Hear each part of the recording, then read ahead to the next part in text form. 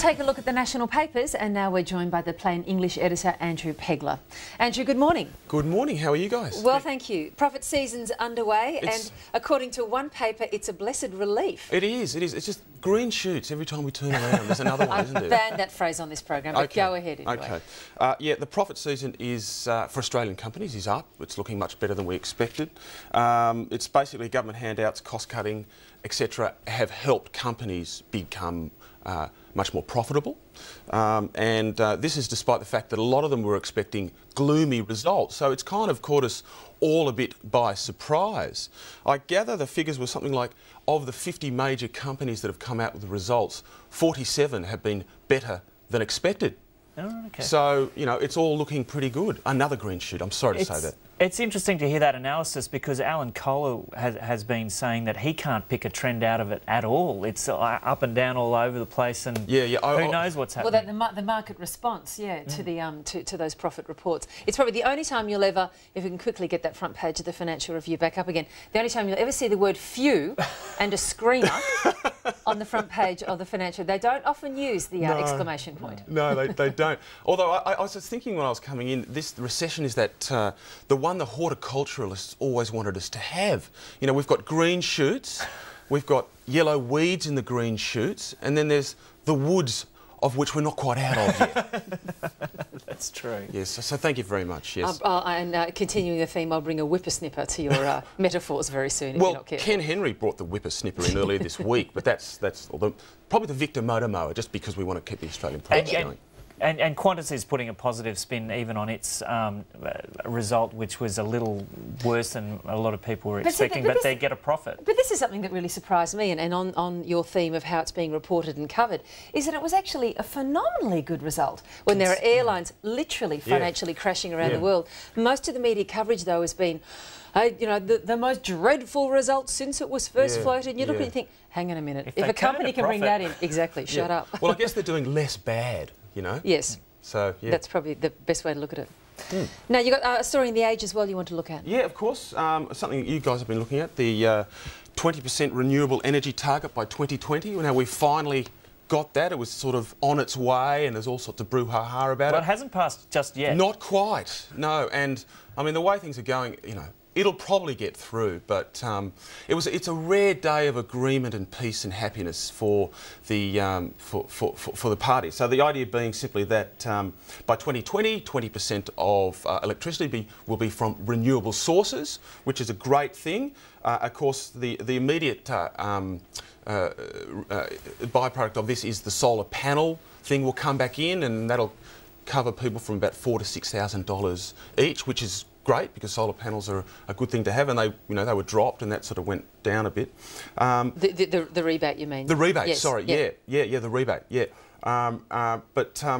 But even the coal industry is able to get a little look in with this renewable target as well, because they were able to sneak in coal gas.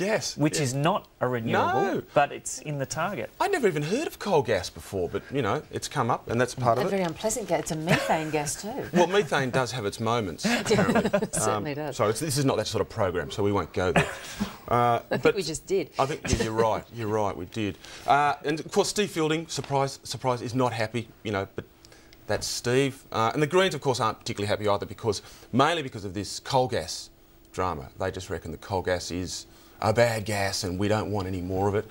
But the thing that makes me think is that if there's so much fighting over something that is relatively, they relatively seem to agree on, being the opposition and the Labor Party, imagine how they're going to go when they come to actually talking about something they completely disagree on, which is the ETS. I think we pretty much know. I think it's going to die a death in that form, unless, of course, the opposition is terrified of being taken to an early election. Yeah, well, they probably are. And they probably are. In terms of green shoots, a lot of them will. A lot of heads will be lopped on. You know, they'll lose a generation of leaders, I reckon, if they go to a double dissolution. Now, what's happening with Dicko? Well, Dicko. Yes, because that's keeping me awake at night. No, me too. No, I know this is not really a Dicko type of show, but I thought this was interesting because there is... Dicko's come out and said... We should just clarify for those who may not know who this person is. Yes. Dicko is a judge on Australian Idol, which, of course, I know a lot of viewers out there just can't get enough of. I don't actually watch the show, but I'm interested in the reality television side of things. Dicko has come out and said that his style of judging is not nasty, it's honest. Now, this, of course, is in response to the public backlash against what people perceive as sort of a nasty move in this sort of reality television thing, spearheaded, of course, by the Kyle and Jackie O approach. He's come out because Idol have aired a whole series of fairly humiliating kind of things that people came up and did. And this is in this latest show, this latest... Yeah, the latest incantation of Idol. Right. And these are people that can't sing, etc. ... They're more or less put up there to sort of be made a fool of by the judges. There's been a public backlash against it, and Jacko's come out... Dicko... sorry, it's the wrong guy. Dicko's come out and said, look, I'm not nasty, I'm honest. And for me, it's kind of interesting that society is demanding niceness from its reality TV judges, because I think that in times of recession, people are a bit nicer. And this is sort of reflected in the success of MasterChef, of course, well, where the judges... I've read this theory that somehow, you know, the world's turned sweet and nice and all we want is sweetness and light from our reality TV. I give that 10 minutes.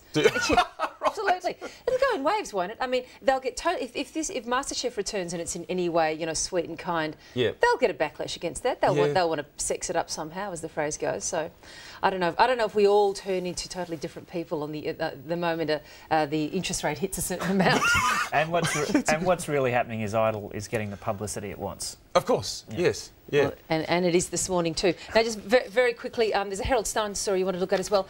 Privacy fears about Facebook, which I know many people have held those fears for some time. Yeah. Well, basically, this one, the idea is Facebook was set up by this guy in the US for university students to keep in touch. They're now being sued because a woman feels that it's now grown beyond that original idea, and now it's got 250 million members. And their details are being used for reasons for which they're not necessarily happy about. Was there a specific incident that... there's a range of specific incidents. There's a whole group of people that are taking Facebook to court. Oh, right, okay. So, yes, you know, the Web 2.0 is basically in a bit of trouble. Good to see you again, Andrew. Thanks so much. Good to see you guys. See you later. A reminder...